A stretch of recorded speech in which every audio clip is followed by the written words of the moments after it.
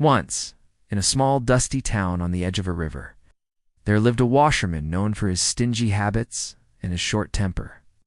He owned an old donkey named Milo. Every morning before the sun even rose, Milo was loaded with heavy bundles of clothes. And every night, when the work was done, the washerman simply untied him and said, "Go, find your own food.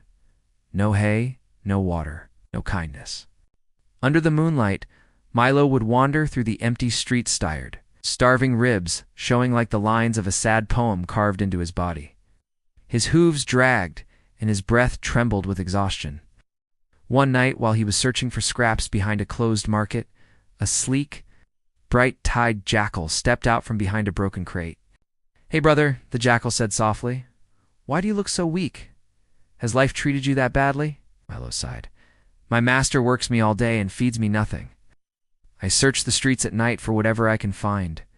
Sometimes I go to sleep hungry. I don't know how long I can survive like this." The jackal's eyes softened.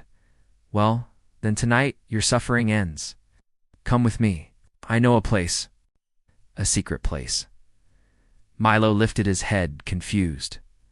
What place? Huge vegetable garden just outside town. Cucumbers, carrots, radishes, eggplants, more. Food than any creature could finish. I slip in every night through a path only I know. Come with me, and you'll finally eat like a king. For the first time in months, hope lit up Milo's eyes.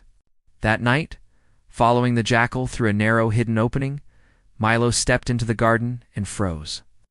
Rows and rows of vegetables glowed under the moonlight like treasures waiting to be claimed. He ate and ate. For the first time in ages, he felt full, peaceful, alive. That night changed everything. Soon it became their routine. Every night they met, snuck in, and feasted together. Milo's body began to transform. His ribs disappeared. His fur grew shiny. His steps became lighter, proud, confident. He had almost forgotten how hard life had been. But pride is a quiet disease. It sneaks in without warning. One night, after a particularly heavy meal, Milo felt so delighted that he began to sway his head and hum durably. Of course, the jackal's ears shot up. "No," he whispered. "What are you doing?" he asked, stepping closer. Milo grinned goofily. "I feel good tonight. I think I should sing. After a good meal, a soul needs to celebrate." The jackal's heart nearly stopped.